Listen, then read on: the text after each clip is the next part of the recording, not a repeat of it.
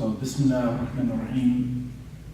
Inshallah, we're going to begin, as Sheikh Al-Ghazali mentioned to you, in these principles with part one, the sum of knowledge and its principles, which are 10. And when we're looking at these, we're looking at, which I think is very interesting, and he says the sum of knowledge and its principles, which he basically equates to Allah subhanahu wa ta'ala, right? Because this is where it all begins. Everything begins with Allah subhanahu wa ta'ala. There's a couple of things that I'd like for us to as we start, and anytime we begin this study of Tawheed, right? We're talking about the, as many people like to say, the oneness of Allah subhanahu wa ta'ala. The study of Tawheed basically is understanding or separating, shall we say, the creator from creation, right? Tawheed is separating the creator from creation. It is our study and understanding of the Creator, of the Divine.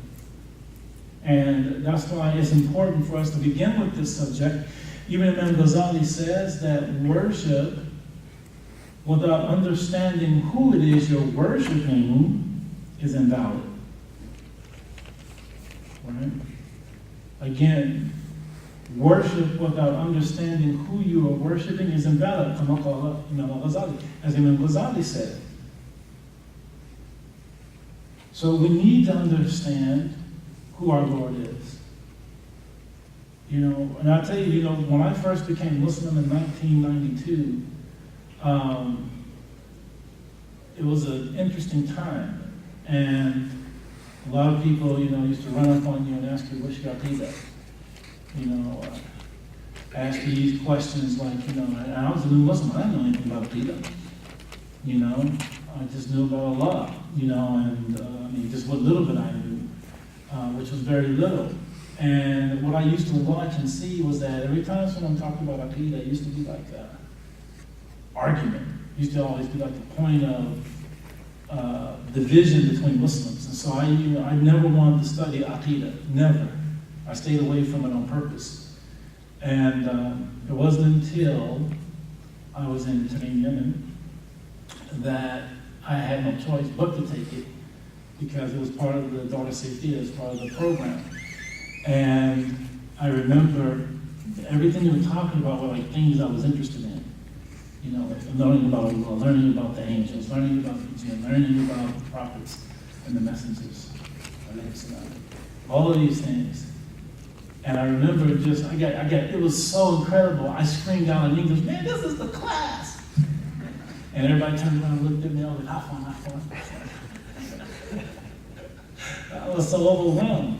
I really was. I was overwhelmed. And then as we started studying, or I started studying more about tasawwuf and tazkiyah, I asked myself, how could I have gone this far without understanding Tawheed properly? I asked myself, especially after having that class and really gaining knowledge about the heart and things of this nature, and where the heart should be attuned to, what it should be attuned to, how it should be attuned, and the methodologies to get it to become in tune with Allah subhanahu wa ta'ala. I asked myself, how could I have overlooked this? So when you hear people say that, the first thing that should be there is Tawheed, that's absolutely right. We need to understand Tawheed. And Allah subhanahu wa ta'ala says in Quran, فَعَلْمَ لَا إِلَهَ إِلَّا اللَّهِ, and know that there is no God worthy of worship except Allah. And so when he says, and know, it doesn't mean just like, as a matter of fact, just you need to understand. No, it means know, learn, understand it. You see, we need to understand that for which we're saying. And if we feel that we want to be people of sidq, of certainty, then when we say ashhadu an la ilaha illallah, there has to be some meat behind that. And how do we gain that meat? Is by understanding Tawheed, right? and understanding the oneness of Allah subhanahu wa ta'ala. And so in understanding that, one of the things I'd like for us to look at are what we kind of call the principles of Godhood, if you will, if you allow me to use that term, principles of Godhood. And what do we mean by that? When we talk about Allah, we say He's Al-Awwal, Al-Akhir, He's Al-Qayyum, He's Al-Khaliq, right? When we say that Allah is Al-Awwal, the first, what we mean is that He's eternal without a beginning. First principle of Godhood, the eternal without a beginning. Then we say Al-Akhir. Allah is Al-Akhir, the everlasting. So our second principle of Godhood is that He is what? Everlasting without end. Okay? He's Al-Qayyum. And we say about Al-Qayyum that He is what? Not subjugated to change. Our third principle. Allah does not change. Fourth, we say Allah is Al-Khaliq, the creator, right? Which then means that He is what? Not created. Our fourth principle. That He's not created. Then we go on to say, as the ayat of Quran says, لَيْسَ كَمِثْلِهِ شَيْءٌ, that there is nothing like unto Him. And I want to, in this ayat of Quran, لَيْسَ كَمِثْلِهِ شَيْءٌ, the word mithl means to be like, right? We all understand that. For those who study Arabic or know a little of the Arabic language, you know mithl means example or something that looks like something, right? To resemble something. The pronoun, right? Or not pronoun, sorry. It is a harf of jar, right? It says ka. Ka, that kaf, means yushabbih. It means to resemble something. So Allah puts two words together that mean the same thing, basically, to give complete emphasis on the fact that there is basically absolutely, unequivocally nothing like unto Him in any shape, fashion, or form. And we have to keep that in mind, right? Allah is not like His creation. And creation is nothing like Allah subhanahu wa ta'ala. And this has to be completely understood. Allah also says, وَلَمْ يَكُنْ لَهُ كُفُوًا أَحَدٌ. Again, there's nothing like unto Him. These things that we're talking about now is the basis for our understanding of Allah. Why does it become important? Because as we're reading through Quran, you may come across things that would make you think that Allah has attributes that are humanistic, but in reality they're not. It's just part of language. But the reality is, if you have this basis of understanding of the principles of Godhood, then you already understand that Allah is not like His creation. Creation, by definition, has a beginning. It was created. So it just didn't come out of nowhere. It was created. Something created it. That's why it's called creation. It was developed. It was made. So that means something brought it into existence. And it also means that it's subjugated to parts. It is matter. Matter is made up of mass and space. Matter is a thing of mass with space. It needs to be encompassed in some form of space in order to exist. So it is subject to change. It is created. It has a beginning, and it definitely is going to have what? An end. So these things are different to Allah subhanahu wa ta'ala. And then Allah tells you in the Quran, لَيْسَ كَمِثْلِهِ شَيْءٌ. There's an ayah of Quran that's essential for you to know, to have, in Surah Ali Imran, ayah number 7, in which Allah subhanahu wa ta'ala says, Bismillah ar-Rahman ar-Rahim, هو الذي أنزل عليك الكتاب منه آية محكمات هن الكتاب. Right? Allah says that it is He who has sent down upon you a book in which it has ayat, or it has evidences or proofs, right, that are muhkamat. A muhkam means it's something that is what? Definitive. So its meanings are what? Definitive. Well, kitab. And these are like the foundational points of the text of the Quran. Right? He said, but Allah goes on to say, well, ukharu mutashabihat. And in it also are what? There are ayat that are what? Not so clear. They have multiple meanings. Right?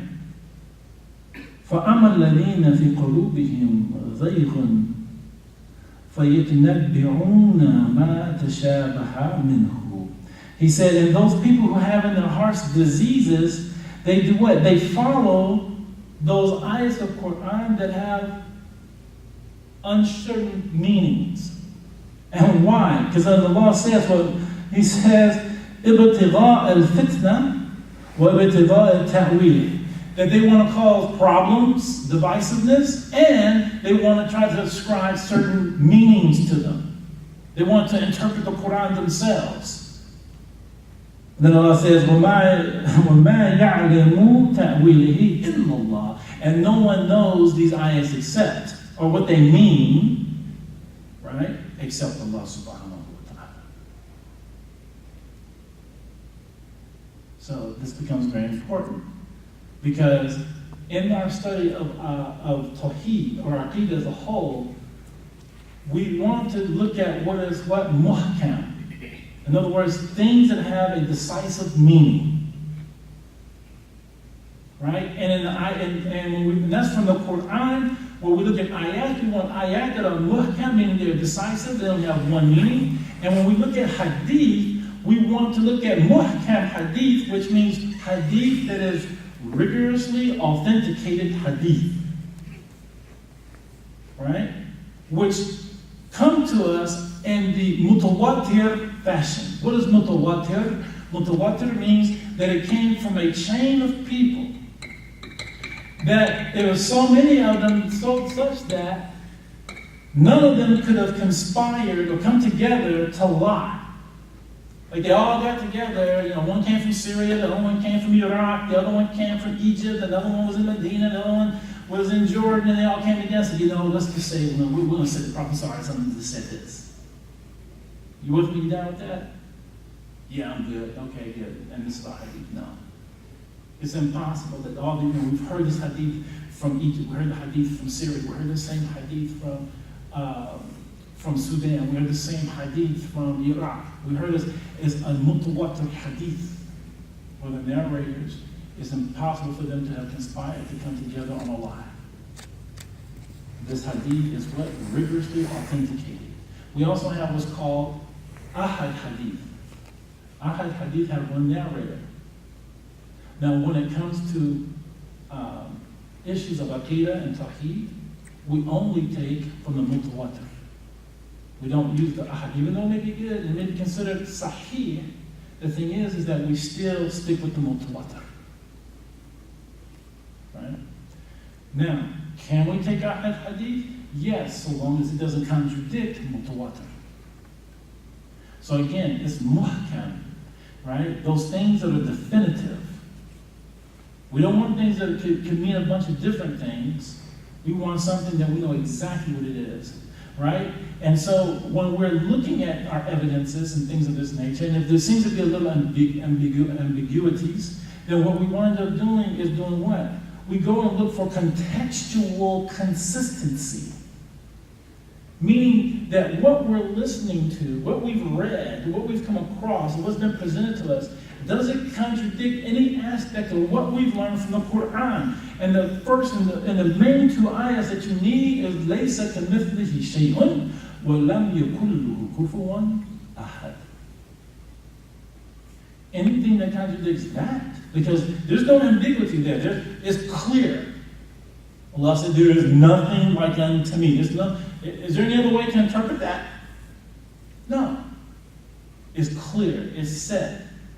It's fixed. So that being the case, when we're listening to certain things, when we hear certain things, it's a hadith, we're not really sure if it's mutawatir, we're not sure if it's ahad, we don't really know. But the question is, does it maintain some form of contextual consistency in terms of what Allah said?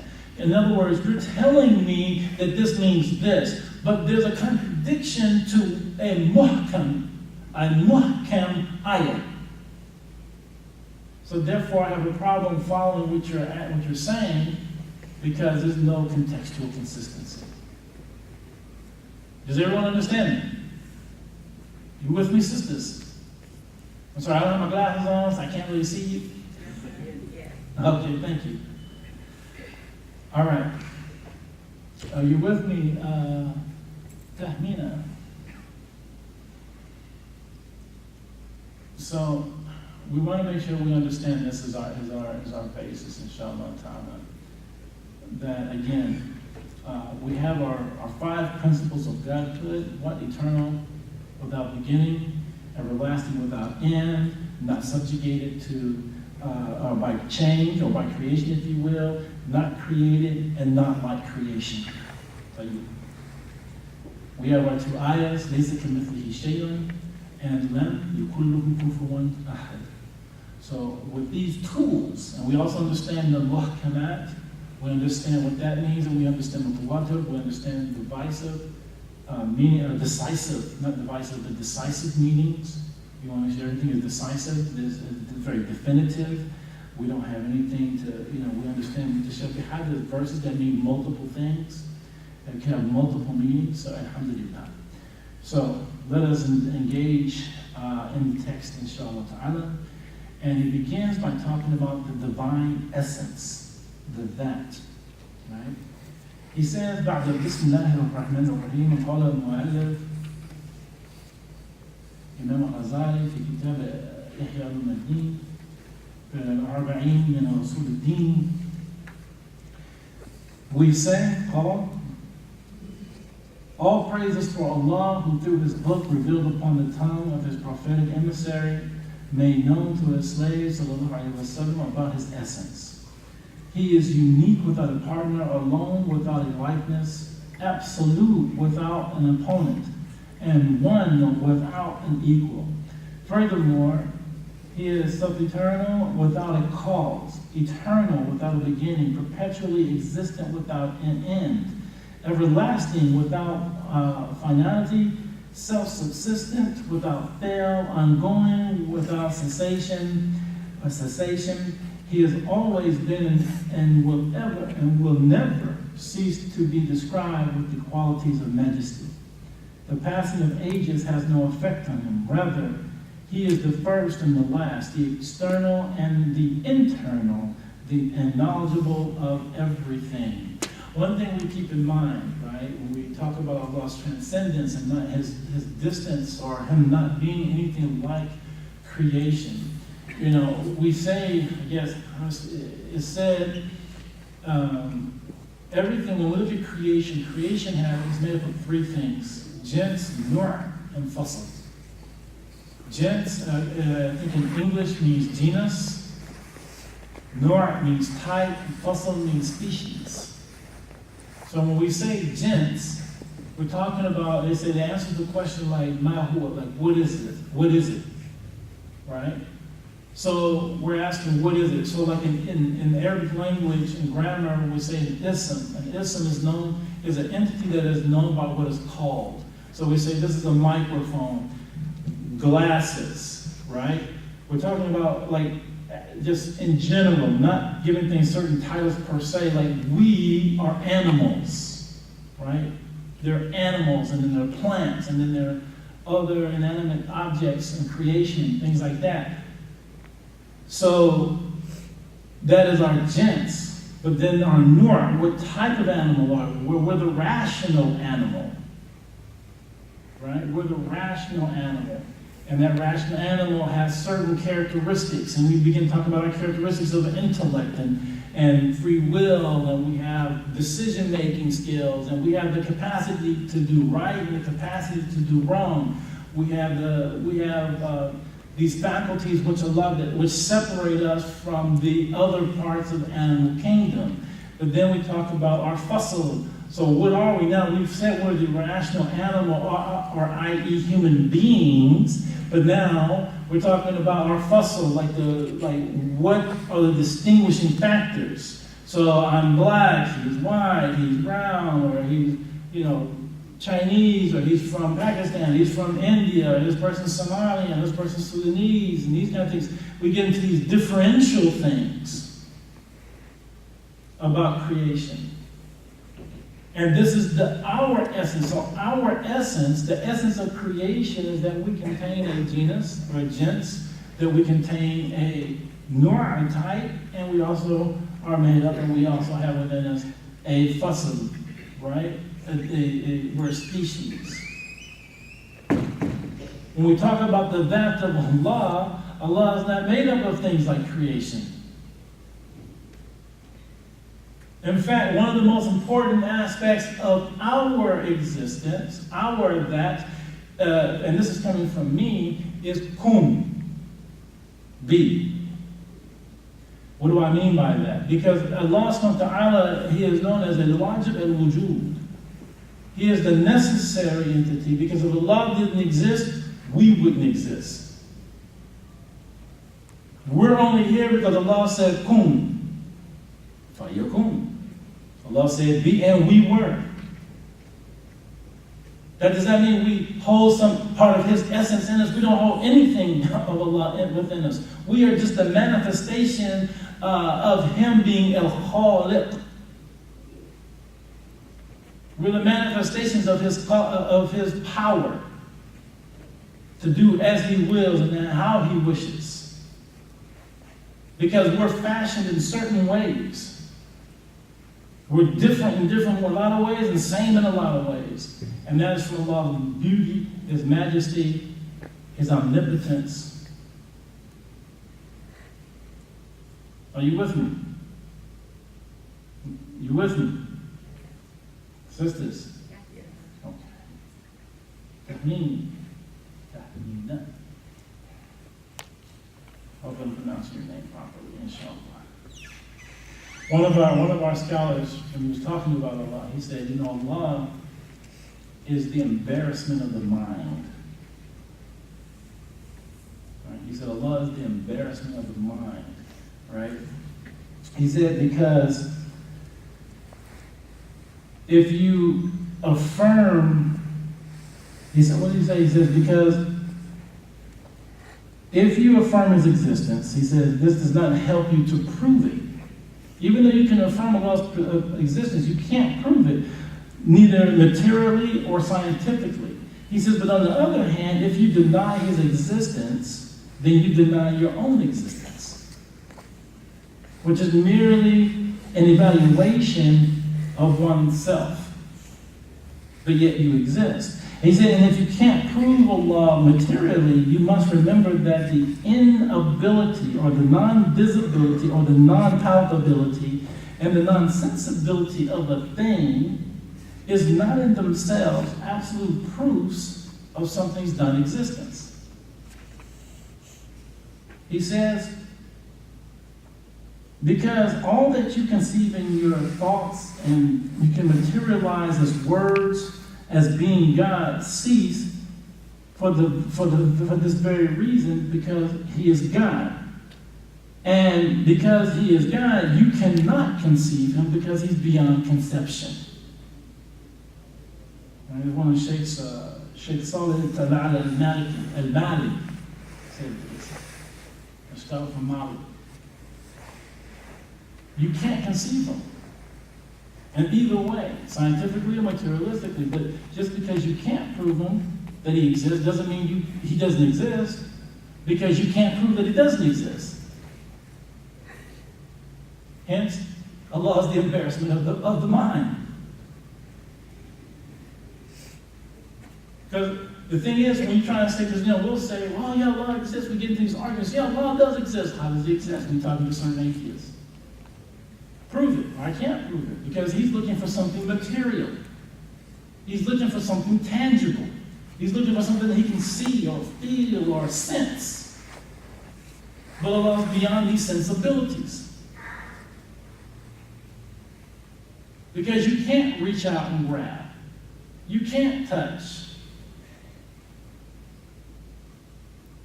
But does that mean He's not in existence?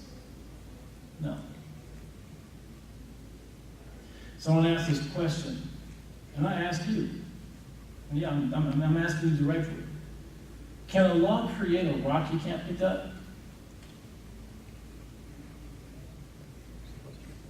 Huh?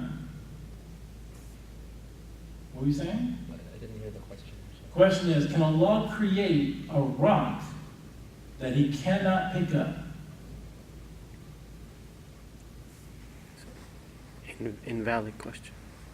It's an invalid question. And most people are thinking, can you pick up a rock you can't pick up? It's an invalid question because what you're then doing is adding Allah to be like creation. Because the act of picking up suggests modality. It suggests this movement. It suggests that Allah goes into some type of motion in order to pick up and to grasp something. To pick up something means to put your hands around or grasp it and lift it. Even if you're a person with telekinesis, your mental capacity still is reaching out to grab this thing and to move it. So either way it goes, you're still moving it. If you have the force, you still got to use your hands to get in there to pick this thing up. So there's motion, there's action. Allah has created motion. Allah has created action. So therefore, as we said, Allah is what? Not like creation. Creation needs modality in order to accomplish things. Allah doesn't need modality to accomplish anything. So therefore, that being the case, understanding who Allah is from the very beginning, understanding our principles of Godhead, you automatically know a question such as that is an invalid question. And not just for those reasons alone, but because the question already automatically negates Godhead by the fact of saying that He couldn't do something. When we say, everything is under His power. Everything happens as He wills it. Everything happens because He is omnipotent. He is the all-powerful.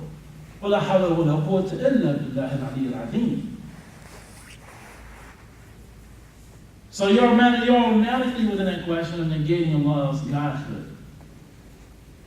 So it's an invalid question.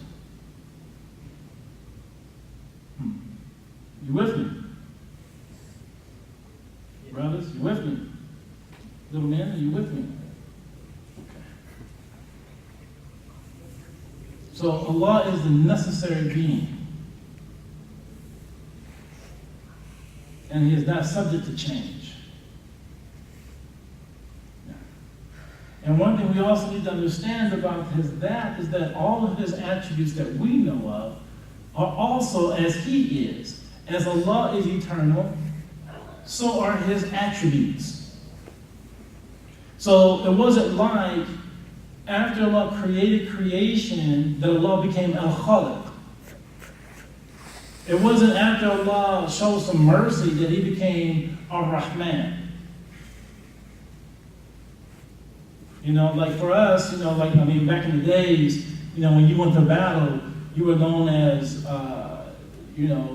Jamal the Conqueror. Right? After you conquer something. Right? Or, the man killer, after you kill some people. You get titles after you've done something. Nowadays, you call them supervisors. Managers. You don't become a manager, you don't have a title until you've done something, until you've arisen to a particular rank. Then you get a title. So likewise here, Allah, His attributes are eternal as He is eternal. That's something that is important for us to remember as well.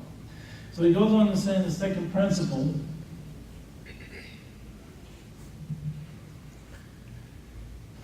that he's not a body possessing form, nor a substance with limits or measure. He does not resemble bodies, either through quantification or being subject to division. He is not a substance, nor does he inhabit substances. He is not an accidental characteristic, nor does he inhabit them. Rather, he does not resemble anything in existence, nor does anything in existence resemble him. Nothing is like him, and he is like nothing. He cannot be defined in terms of quantity, place, does not encompass him, directions do not surround him, and the heavens do not enclose him. Allah exists, but Allah exists without a need of a place to exist. When people ask, well, where is Allah? Allah exists without need of a place to exist. If you're telling me Allah is up, well, then that puts him in a place. And you put Allah in a place, well, then what you've just done is made Allah subjugated to His what? Creation. The minute you say Allah's in a place, that means He's taking up a space. He created space. Then you may say, well, you know, Brother Jamal, we heard in the Quran that Allah is above His what? His arsh. He sits upon the throne. This is one of those ayahs that are what? Mutashabbiha. Because really what does throne mean? Because arsh doesn't, in Arabic, doesn't necessarily mean throne or footstool. Language has a lot of many things. Or we hear the famous one, you know, His hand is over their hand. So Allah has a hand. He said He has a hand. Now, how He has a hand, we don't know. And He has a hand that's befitting to Him. As one of my teachers would say, you know, it's like someone coming to you saying, you are an ignoramus, as it befits you. Like, you're stupid in your own kind of way. In actuality, this is an insult to Allah subhanahu wa ta'ala. Because if I ask you, because yed, just like in English, doesn't mean literally a hand. Right? If I said, hey, brother, could you give me a hand with this table? What you gonna do? There you go. You gonna hand me a hand? Or we say, well, if someone does a performance, we say, give them a hand, everybody. People ain't throwing hands and fingers up on the stage. Right? We start clapping because hand has different connotations, and likewise the Arabic language is no different. This is one of those mutashabbiha things. And again, even if you didn't want to believe that you think that it's clear, okay, fine, you accept that it's clear, no problem. But the question is there a contextual consistency? Can't be, because laysa kamithlihi shay'. Can't be. Lam yakun lahu kufuwan ahad. We say what? That He's omnipotent. And as he said here, He has no partner. There's nobody there with Him. Well, if the question is, well, how come there can't be two gods? Well, then the question logically is, okay, well, if you have two gods, who dominates who? Can one guy do something the other guy doesn't know? Whose will gets instituted? Can one guy say, you know what, I want some polka dot flowers? And the other guy says, no, I don't want no polka dot flowers. So who gets to get the polka dot flowers? Or do we not get polka dot flowers? If there's a struggle, that means both of them are not God. Because no one has complete dominion over the other. Question, can Allah create another God? Well, that other God would not be a God because by definition it was created, and a God cannot be created. You with me?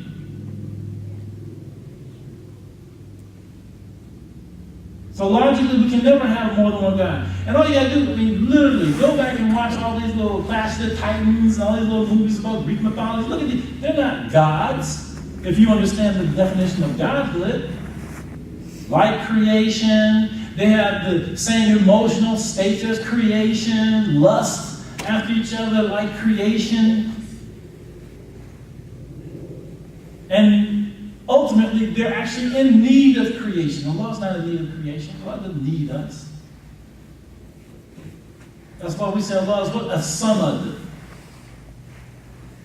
Qul huwallahu ahad, Allahu samad. What does samad mean? Samad means that he is not in need of anything for anything. But everything is in need of him for everything. Right? Allah is not in need of anything for anything, but everything is in need of him for everything. There's our difference. We're running out of time. I'm going to try and get through these principles. I don't want to spend too much time because literally we can be here all day. His third principle of life and power. He is the living, omnipotent, overpowering and overwhelming. He is not afflicted with inability or incapacity, not beset with fatigue or sleep, and not affected by annihilation or death. He possesses dominion, might, and omnipotence, all power, all force, and all creation. And all authority belongs to him. The heavens are enfolded in his right hand, and all of creation is subjugated to the force of his grip. Now we hear that. We say he's in his right hand grip. Are we talking about something literally in the hand and he's really gripping it? Are we? No. No. Why? How do we know that? Thank you, sir. Laser kamithlihi shay'un. That's your basis. That's your foundation. No.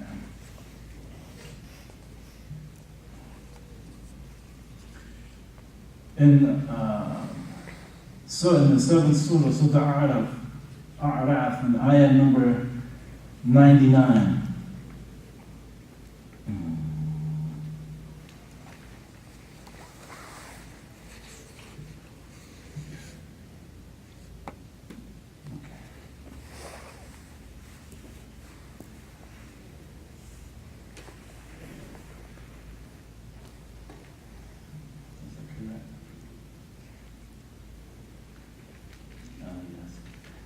Okay, so he says, أعوذ بالله من الشيطان الرجيم بسم الله الرحمن الرحيم أفآمنوا مكر الله فلا يؤمن مكر الله إلا القوم الخاسرون. Excuse me. He says, do they really think that a person is outside the plans of Allah? All right, because as he goes on, he was talking about that nothing is outside of Allah's grasp or his power. And there are those people who seem to believe that they can be outside of Allah's grasp or outside of Allah's power, outside of Allah's plan, shall we say. The better word is plan. People think they can be outside of Allah's plan. Allah is in control of all things. Nothing happens to say that Allah has allowed it to happen. And for a person to think in actuality, this is one of the diseases of the heart, for a person to think that they can be outside of Allah's plan. That you think you can actually do something that Allah won't know about. Even though, and we'll talk a little bit more about this in a moment, but even though we understand that Allah has given us will, which means we have the ability to choose right and wrong, we can go left or right, we can do all these things, we have the ability to choose and the will to do things, however, we're still dependent upon Allah's will. Because no matter how much you want something, if Allah has not decreed it for you, you're not going to get it, as we've already heard in hadith. If you look in the Imam Nawawi's 40 hadith, you see one of the hadith that describes when, if a person wants something and if all the people have conspired to help this person obtain it, if Allah has not written it for them, they will not get it. And if the people try to hold a person back from getting something that they desire, then if Allah has written it for him, it doesn't matter what these people have done to try to keep him from getting it, he's going to obtain it, is the paraphrase from the hadith. So, because why? The pens have been lifted, the ink is dry, and the pages have been turned. So even though we may want to do something, we're still dependent upon Allah's will for it to come to us. So you may decide, you know what? I'm going to start working out. That's it. I'm going to get it. I got the P90X videos. I got my weights. I'm all set. Get my chin-up bar. Got my jump rope. wrote out a little schedule. You've done everything. You've done all your planning. But then the next day, well, you're going to start tomorrow. Tomorrow comes, whew, I'm tired. I've been a long day at work. Start in the morning. Make it early in the morning. Have Fajr. Oh man, I didn't miss Fajr. Okay, we're going to do this afternoon when I get home from work. I'm just too tired. So I came home super late. All I have time to do is eat and go back to sleep. For some reason, you can't start that workout. Why? Because you're still dependent upon Allah's will. You're still dependent upon Allah's decree. Now, you made your preparations, and you have the right to do that, and this is what we do. But at the same time, we're still dependent upon Allah's power, His will, to allow us to do the things that we wish to do. We talk about Allah's knowledge. And the fourth principle, we have to understand that He is knowledgeable of all things, and His knowledge encompasses whatever may happen, from the bowels of the earth to the highest heaven. And Adam's weight in the heavens or on the earth does not escape His knowledge. Rather, He sees the black ant as it crawls along a jet black boulder in the dark of night, and perceives the most minuscule creature as it is tossed about by the wind. He knows every secret and what is still yet even more hidden. He is aware of the misgivings of every conscience and the development of every conscious thought and every secret's innermost details. The knowledge by which He perceives all of this is a timeless, eternal knowledge with which He is unceasingly described. It is not a newfound knowledge that occurs within Himself by conveyance or transmission. Allah's knowledge is not by accumulation. We, creation, we accumulate knowledge. You're here today gaining knowledge, hopefully, inshallah. If not from me, from Sheikh Abdul-Karim.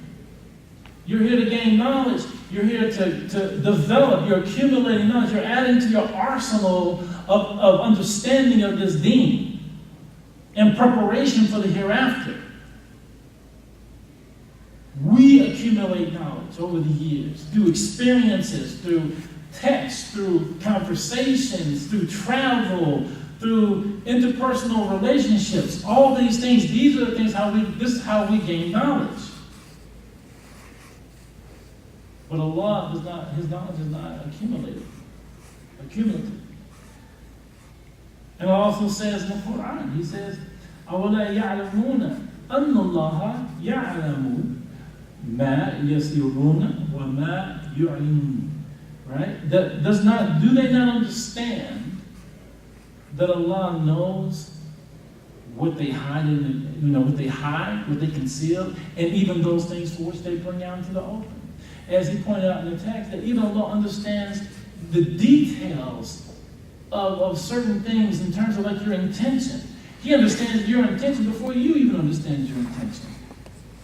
He understands the depth of your love or the depths of your hate. He understands the depths of your life and the depths of your frustrations better than you do. Because sometimes we can't even articulate how we feel. But Allah understands and knows what we feel better than we understand. Allah knows everything that we're going to do. He knew what creation was going to do before He created creation. Now, that has no bearing on what you do because you and I still have free will. But our free will and our ability to do things has nothing to do with Allah knowing what we're going to do. You come to a pathway and you have to make a decision. Do I go right or do I go left? And let's say you decided to go left, but then you got down a little ways, maybe I need to turn around and go the other way, and you went right. Do you think that Allah didn't know that in the end you were going to end up going right? There is nothing that one does, there's nothing one can do that Allah doesn't already know what's going to happen. He's very well aware of what we're going to do. He's very well aware of what we hide. I don't know if I talk a lot about TV, so it kind of gives it away, right? Like, there was an old commercial where people used to have these like little TVs, right? And you see them smiling and laughing. Just smiling and laughing, having a good time. And then you see in the TV the real stuff. You saw the real them, right? And I was like, subhanAllah, that was profound to me because we put off, we give the world, we have a certain presentation that we give to people. We want people to see us in a certain light, in a certain way that we want to be perceived. We don't really like for people to know our inner realities. So though I may be hurting and I may be dying internally, I still put up that face. I'm broke, but I look like I got $1 million. Right? Because we want to have a certain perception in the world about ourselves. We don't want people to see our true realities. But understand that Allah knows your true reality. For there is nothing that you have inside that Allah is not aware of. And that's important to understand.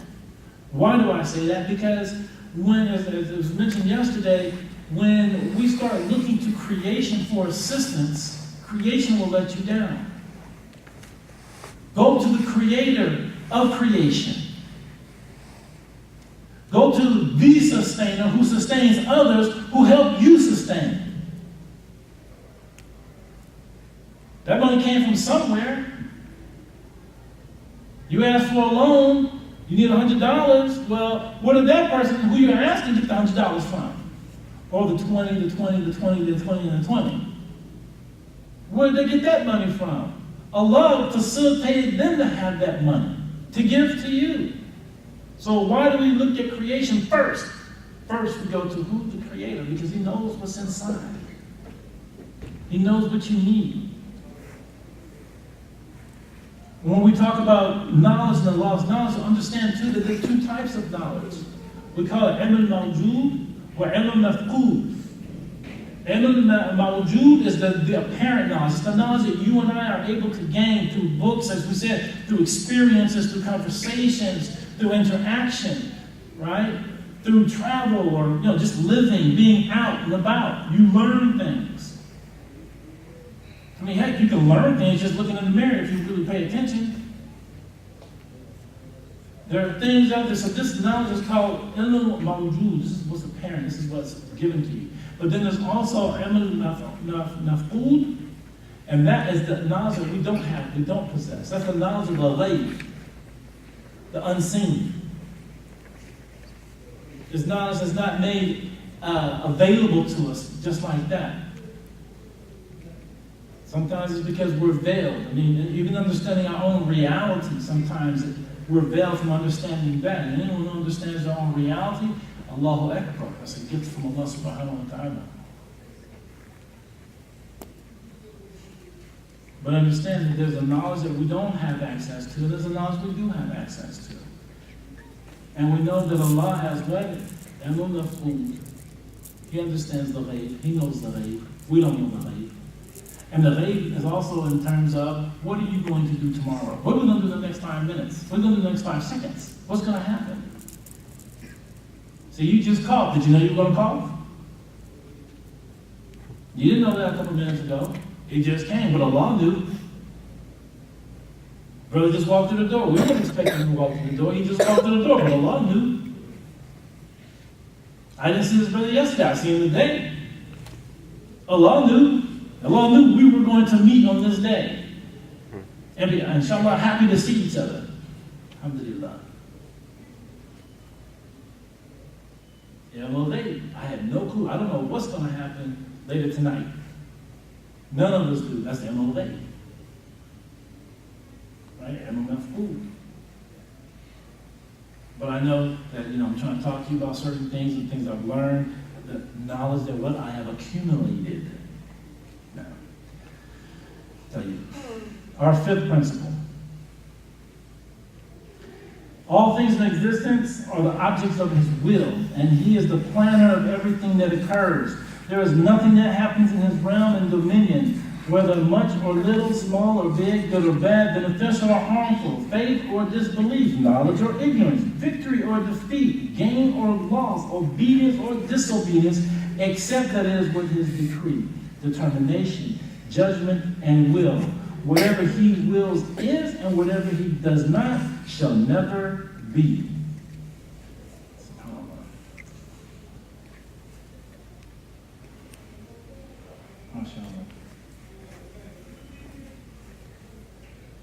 One of the things we say about this is that all our actions have been written. There's a hadith that's been attributed to the Prophet sallallahu alaihi wasallam, in which he says that there's one thing that can change the qadr of Allah subhanahu wa ta'ala is dua. Right? If there's going to be anything that changes the qadr of Allah, they say, according to what's been attributed to the Prophet sallallahu alaihi wasallam, it is what? Dua. And Allah subhanahu wa ta'ala says, وَيَمْحُ اللَّهُ مَا يَشَاءُ وَالثَّبَتُ عِنْدُهُ الْعُلْمُ الْكِتَابِ. So verily Allah can erase what He wants. From what? Kitab, meaning the Lawh al-Mahfuz. Right? Which all actions for everything and everybody is kept. Everything that's ever going to happen, everything that has happened, everything that's going to happen, everything that's happening is in this particular book as we understand it from our Aqidah. So the thing is, can Allah make some changes? If He wanted to, Allah has dominion over everything. Allah has dominion over everything, Allahu A'lam, in terms of Him knowing all things and what He can and will do and how He will do it. Neither the glance of an onlooker or any whimsical thought is beyond His will. Rather, He is the beginning and the end, the doer of whatever He wills. There is no one who can reject His judgment, no nullifier of His decree, no refuge for a slave from disobedience except in His providence and mercy, and no ability for the slave to obey Him except with His support and will. Very important, because whenever we are obedient to Allah, this is a gift from Allah subhanahu wa ta'ala, and we should be thanking Allah that we are able to be obedient to Him. Just like we should feel really jacked up if we commit a sin, because we don't know where that's going to lead us. We don't know if that sin that we just committed, that act of disobedience, is going to be our final act, and because of that, we're doomed to hellfire forever.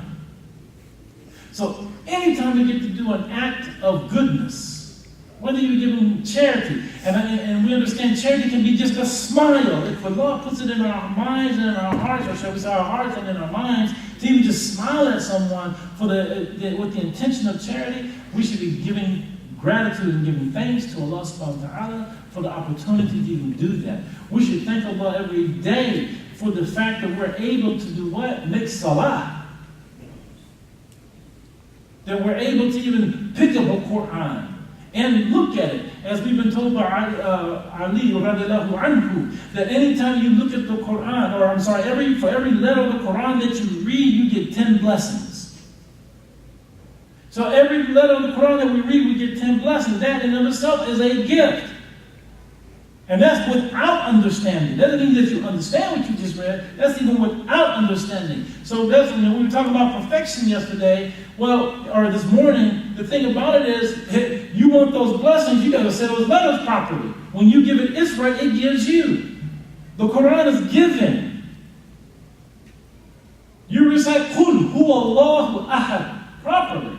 Well then, Qul, Qaf Lam. Huwa, Hawa. Just that, 40 blessings.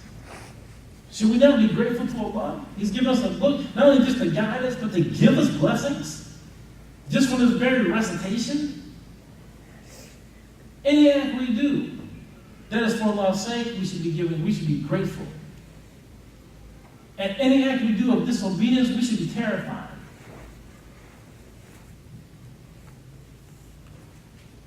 He says that all of humanity, jinns, angels, and demons, were to join forces to move or to stop any particle in the universe, they would be incapable of doing so without His will and His decree.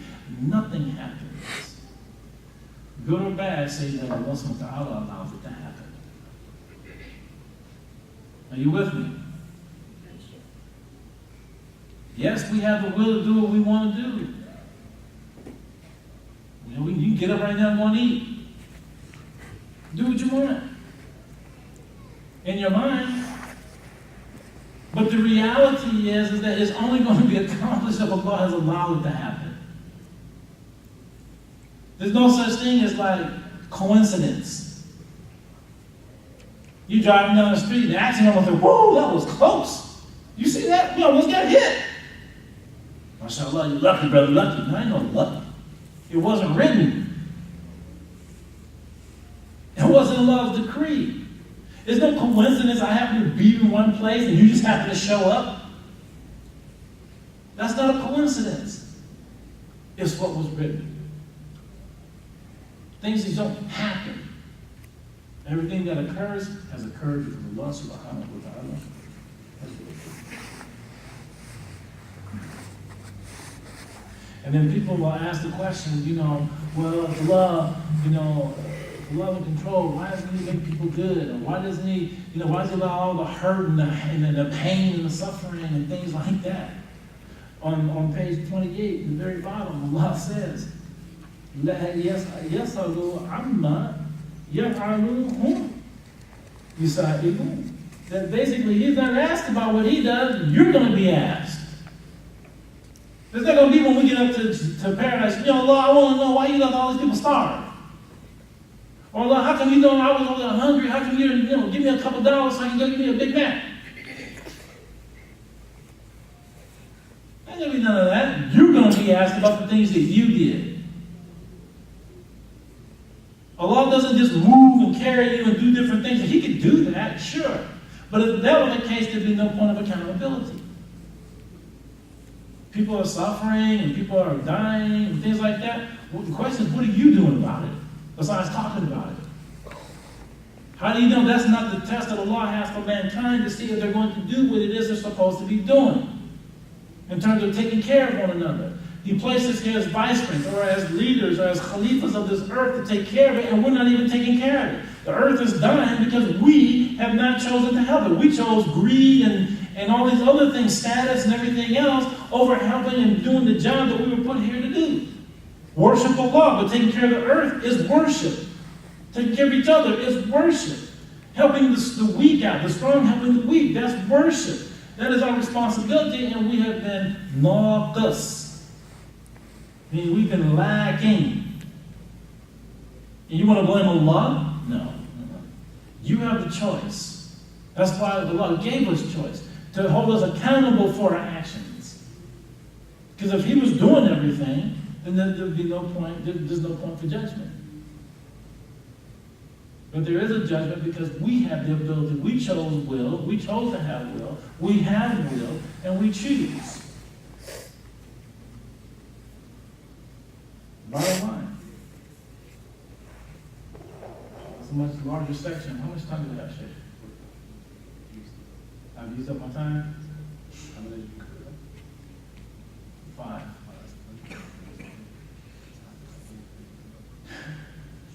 But there's just so much more. Inshallah. Well, forgive me for being long-winded. And please forgive me for not being able to get you through this whole section of these principles, all 10 of these principles. I do apologize for that. But I do encourage you to read them. I do encourage you to reflect. And this is the important aspect of Tawheed, is that it's not enough just to say we understand the oneness of Allah, He's eternal, without end, and so on and so forth.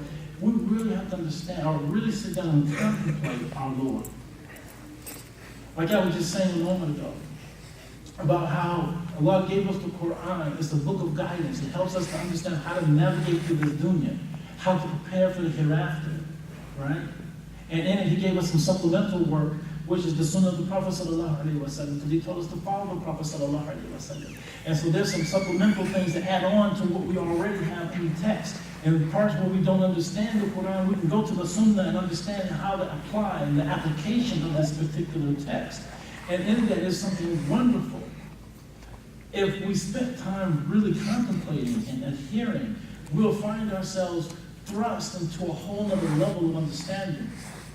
The veils that we have, the veils that have fallen upon our hearts because of our intellects, and believe me, the intellect puts a veil over the heart because we think that we're so smart and we have the ability to figure things out that we've shut down the ability to even look and see with the heart. It's interesting how a lot of people like to listen to lectures that sound intellectual and academic because it quote unquote stimulates the mind.